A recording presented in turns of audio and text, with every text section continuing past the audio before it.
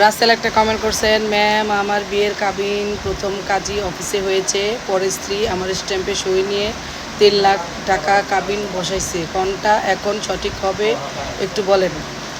সাধারণত কাবিন নামায় যেটা হয়েছে সেটাই হবে।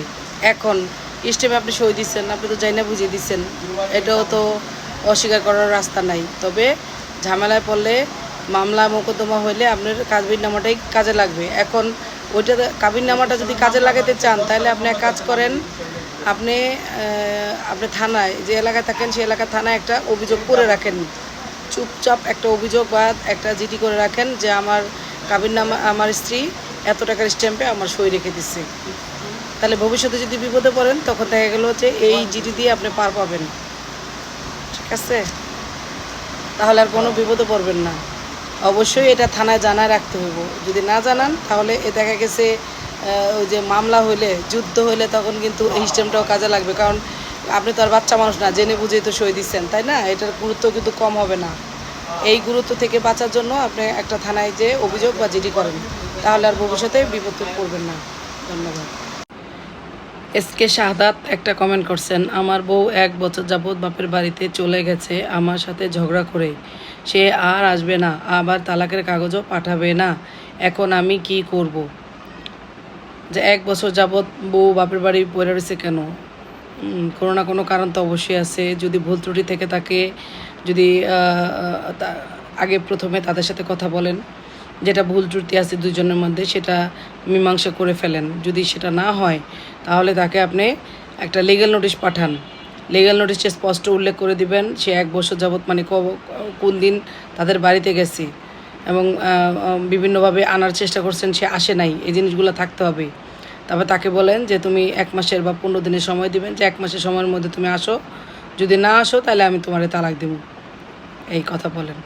তাহলে দেখবেন যে হয় সে যৌতুকের মামলা করবে, আর না হয় সে চলে আসবে। আর যৌতুকের মামলা যদি করে আপনার ভয়ের কিছু নাই, যৌতুকের মামলা করুক, আপনি আদালতে যায় ওইটাই এই নোটিশটাই আপনাকে বাঁচাবে, ভয়ের কিছু নাই। এবারতে সে সংসার করলে বলবে যাবো, আর সংসার না করলে যাবে না, তখন তাকে দেনমোহর দিয়ে দিতে হবে। দেনমোহর দিয়ে দিবেন। আর যদি সে আসতে চায় তাকে নিয়ে সুন্দরভাবে একটা কাগজ ওইভাবে আদালত থেকে ভালোভাবে বলে কয়ে তারপরে আপনি সংসার নেবেন। আপনার ভুল ত্রুটিগুলো শুধরায় নেবেন, তার ভুল ত্রুটিগুলো আদালত থেকে শুধরায় সুন্দর করে সংসার করবেন, তাহলে আর কোনো ঝামেলা থাকবে না। আপনি নোটিশ পাঠান, আর আপনি যে যৌতুক চান নাই এই নোটিশটাই তার প্রমাণ। এজন্য আপনি অবশ্যই একটা নোটিশ পাঠান এবং ওই নোটিশে সমস্ত কিছু উল্লেখ করে পাঠান। আপনি যে এলাকায় থাকেন সেই এলাকার একজন আইনজীবীর সাথে সমস্ত বিষয়টা শেয়ার করেন এবং তার মাধ্যমে একটা নোটিশ পাঠান। আশা রাখি আপনার জন্য এটা ভালো হবে। ধন্যবাদ। মিঠুন একটা কমেন্ট করছেন যে ডিভোর্স দিয়ে যদি ডিভোর্সের কাগজ ওনার কাছে রেখে দেয় তাহলে কি ডিভোর্স হবে, জানাবেন প্লিজ। মানে ডিভোর্স দিয়ে যদি নিজের কাছে রেখে দেয় তাহলে তো সেটা ডিভোর্স হয় না, তাই না? যাকে ডিভোর্স দিব তার বরাবর সেই ডিভোর্স নোটিশটা যাইতে হবে। এবং যাইতে হইব বলতে আপনি ইমোতে পাঠিয়ে দিলেন, হোয়াটসঅ্যাপে পাঠিয়ে দিলেন তা কিন্তু হবে না, বা মেসেঞ্জারে পাঠিয়ে দিলেন সেটা কিন্তু ডিভোর্স হবে না। ডিভোর্সটা অবশ্যই সঠিক নিয়মে হইতে হবে।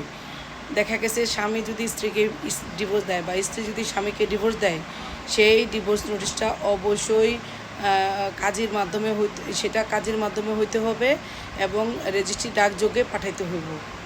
রেজিস্ট্রি একটা হলো ওই যাকে ডিভোর্স দিব তার বরাবর, আর একটা হলো যদি গ্রাম্য এলাকায় চেয়ারম্যান বরাবর, আর যদি শহরের এলাকায় তাহলে ইউনিয়ন পরিষদ এলাকা বরাবর, সিটি কর্পোরেশন বরাবর।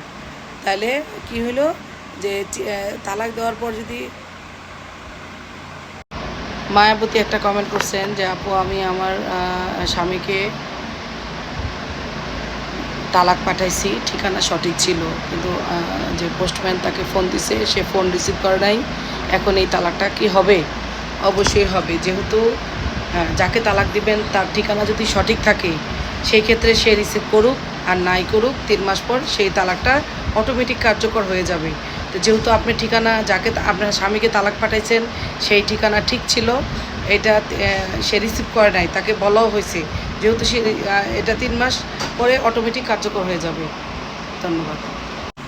মিঠুন একটা কমেন্ট করছেন যে ডিভোর্স দিয়ে যদি ডিভোর্সের কাগজ ওনার কাছে রেখে দেয় তাহলে কি ডিভোর্স হবে, জানাবেন প্লিজ। মানে ডিভোর্স দিয়ে যদি নিজের কাছে রেখে দেয় তাহলে তো সেটা ডিভোর্স হয় না, তাই না? যাকে ডিভোর্স দিব তার বরাবর সেই ডিভোর্স নোটিশটা যাইতে হবে। এবং যাইতে হইব বলতে আপনি ইমোতে পাঠিয়ে দিলেন, হোয়াটসঅ্যাপে পাঠিয়ে দিলেন তা কিন্তু হবে না, বা মেসেঞ্জারে পাঠিয়ে দিলেন সেটা কিন্তু ডিভোর্স হবে না। ডিভোর্সটা অবশ্যই সঠিক নিয়মে হইতে হবে।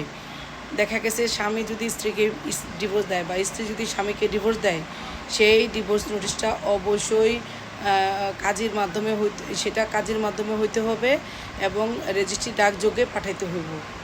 রেজিস্ট্রি একটা হলো ওই যাকে ডিভোর্স দিব তার বরাবর, আর একটা হলো যদি গ্রাম্য এলাকায় চেয়ারম্যান বরাবর, আর যদি শহরের এলাকায় তাহলে ইউনিয়ন পরিষদ এলাকা বরাবর, সিটি কর্পোরেশন বরাবর। তাহলে কি হলো যে তালাক দেওয়ার পর যদি অপরাজিতে একটা কমেন্ট করছেন যে মামলা করছি ম্যাম, এখন টাকা দিয়ে আপোস করতে চাই, আমি টাকা নিতে চাই না, আমি সংসার করতে চাই, এক্ষেত্রে আমার মামলার কি হবে? যদি আপনি যৌতুক বা নারী নির্যাতনের মামলা করে থাকেন, আপনি যদি সেই মামলায় আপনাকে দেনমোহর টাকা সাধে, আপনি নেবেন না। আপনি আদালতও বলতে পারে টাকা নিয়ে আপোস যান, আপনি বলবেন না স্যার আমি সংসার করব।